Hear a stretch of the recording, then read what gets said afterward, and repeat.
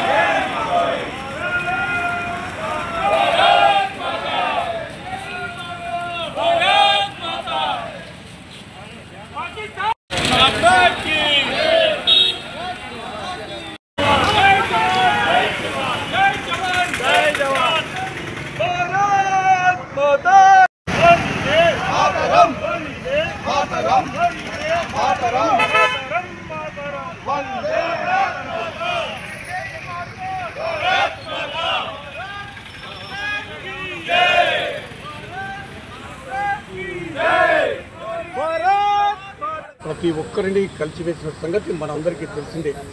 దేశం యావత్తు పహల్గామ్ దాడిలో సోదరీమణుల నుదుట సింధూరం తుడిచివేసి 27 మందిని మతం పేరుతో తీవ్ర ఊచకోత కోసిన సంగతిని తెలిసిందే.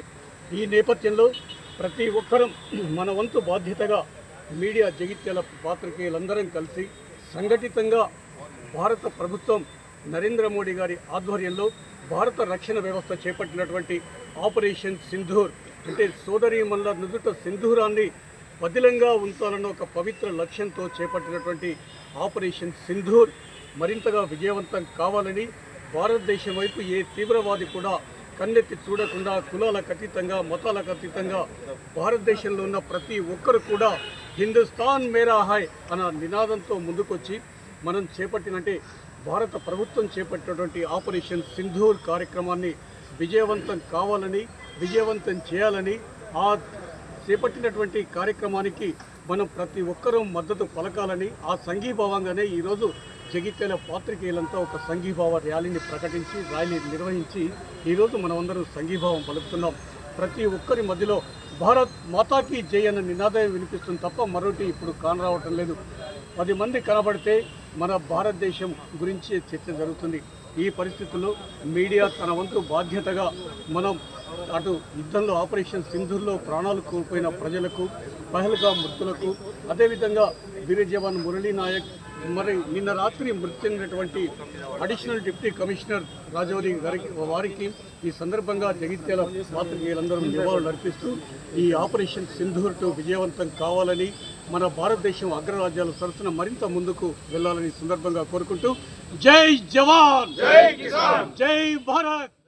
భారత ప్రజల రక్షణ కోసం యుద్ధంలో పాల్గొని తమ విలువైన ప్రాణాలను కోల్పోయిన అమర జవాన్లకు ముందుగా మా ప్రెస్ క్లబ్ తరఫున వారి కుటుంబాలకు సంతాపం ప్రకటిస్తూ వారికి ప్రగాఢ సానుభూతిని తెలియజేస్తున్నాం.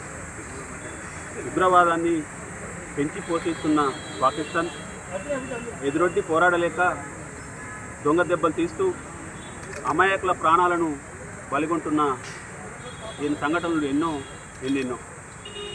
ఎన్నో సందర్భాల్లో అమాయక ప్రజలపై దాడులు చేయడం మన ఆత్మస్థైర్యాన్ని దెబ్బతీసే ప్రయత్నం చేసిన భారత ప్రభుత్వం ఓపిక పట్టి ఇక ఓపిక నశించిపోయి మొన్నటికి మొన్న పహల్గామ్లో పర్యాటకులపై ఉగ్రవాదులు దాడి చేసి అమాయకుల